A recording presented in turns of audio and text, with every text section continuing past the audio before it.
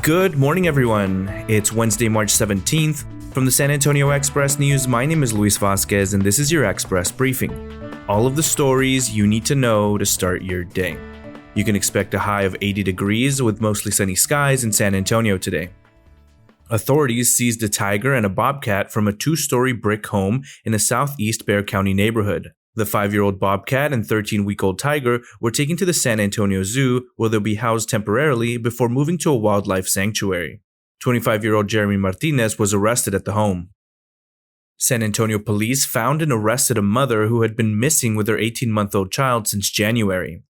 Authorities charged 20-year-old D'Lanny Reaneille Chairez with abandoning or endangering a child. Police said they have not found her son, James Avi Chairez, but believe he may still be in the San Antonio area. And now let's move on to our top stories for the day.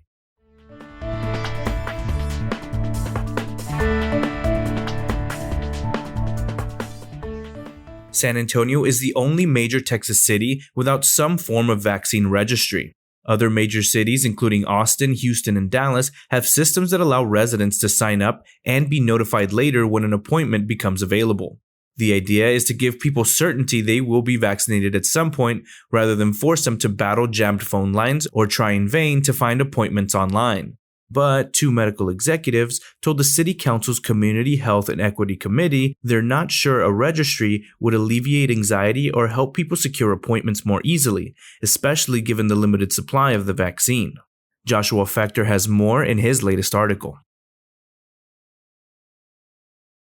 It was March 16, 1960, and the violence that had roiled attempts to integrate dime store lunch counters across the South had bypassed the Alamo City. Mary Lillian Andrews walked into the Woodworths downtown and had lunch. No tear gas, no assaults. Tuesday, the Alliance of San Antonians of varied cultures and socioeconomic backgrounds working to protect the centuries-old Woolworth building in Alamo Plaza gathered to celebrate that peaceful integration, a milestone of freedom and equality. The future of the Woolworth building has been in question in recent years. Read more about the building and its history in Scott Huddleston's latest article. A group of Comal County residents has won a big battle in a 4-year legal fight to stop a proposed quarry north of San Antonio that they say will harm the environment and their quality of life. State District Judge Maya Guerra Gamble earlier this month threw out a prior decision by the Texas Commission on Environmental Quality, saying the regulatory agency acted arbitrarily or capriciously in granting an air quality permit to Vulcan Construction Materials, LLC. The permit applies only to discharges generated by an 800-ton-per-hour rock crusher Vulcan intends to operate at the site at the corner of Texas 46 and FM 3009. It's rare for the Texas Commission on Environmental Quality to be overturned.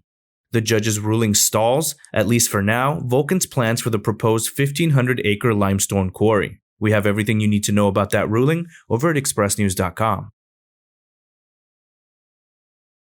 Gilbert Garcia writes, quote, "We're living in the season of voter suppression. In response to a 2020 election in which record number of mail-in ballots helped carry Joe Biden to the presidency and swing control of the U.S. Senate to Democrats, GOP lawmakers in Texas, Arizona, Iowa, and Georgia have filed bills to restrict voting access. In the small town of Floresville, the city council has been waging a persistent voter suppression effort for nearly 2 years, but few outsiders of Wilson County have taken notice." Head over to expressnews.com to read Gilbert Garcia's full column.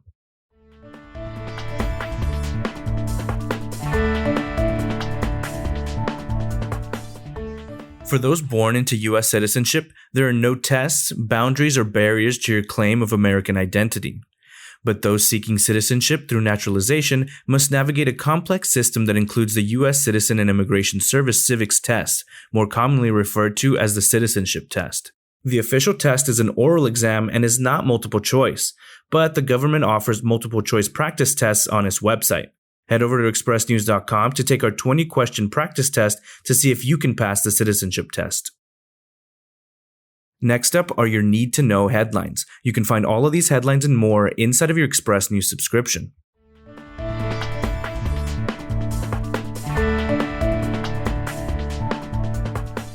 Since news that his Northwest Side restaurant had been vandalized early Sunday, Noodle Tree owner Mike Nguyen has been inundated with outpourings of support, such as the heart-shaped cutouts and hundreds of calls and emails.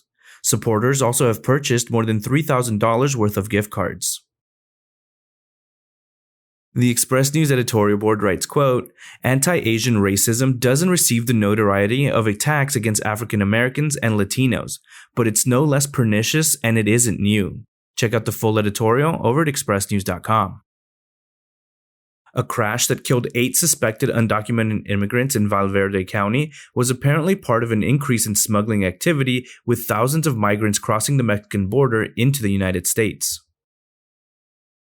The latest round of collective bargaining between the city and the San Antonio Police Officers Association is happening in a climate of uncertainty. During this week's episode of the Express News Puro Politics podcast, City Hall reporter Joshua Fechter talked to the San Antonio Police Officers Association president, Danny Diaz.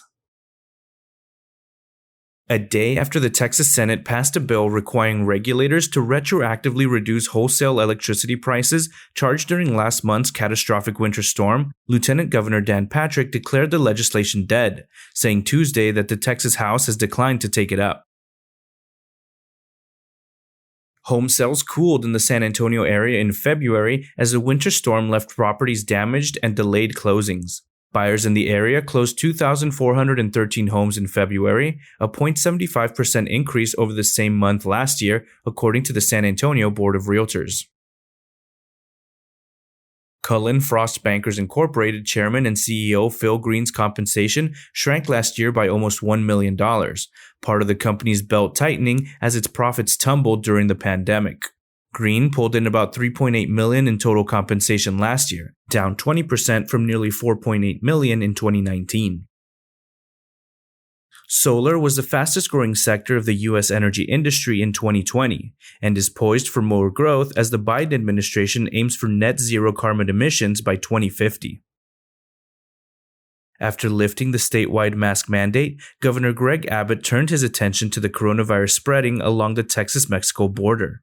We have a fact-checked on his claim that the Biden administration is recklessly releasing hundreds of illegal immigrants who have COVID into Texas communities.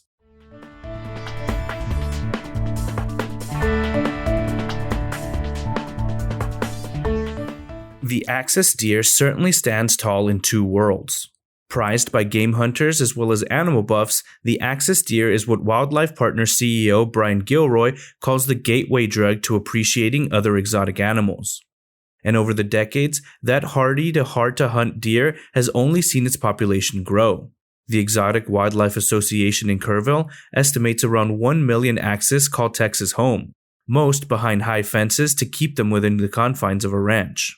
Take a closer look at the Axis deer in René Guzman's latest article.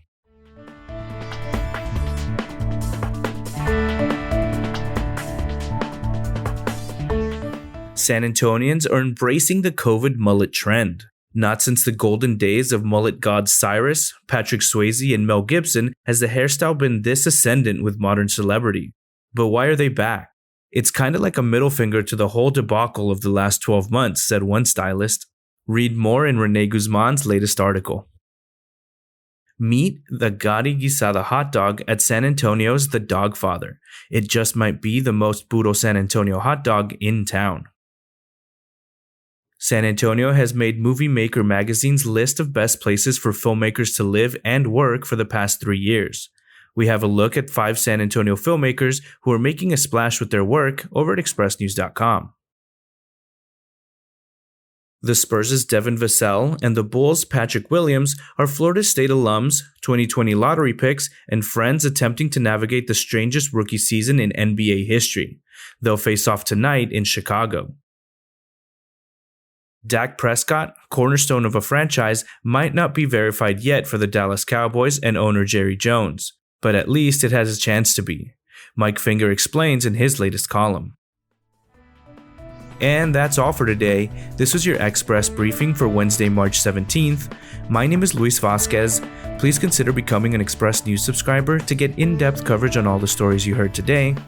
Also, be sure to rate and review this podcast inside of your Apple Podcast app, as it really helps the show. Have a wonderful day, everyone.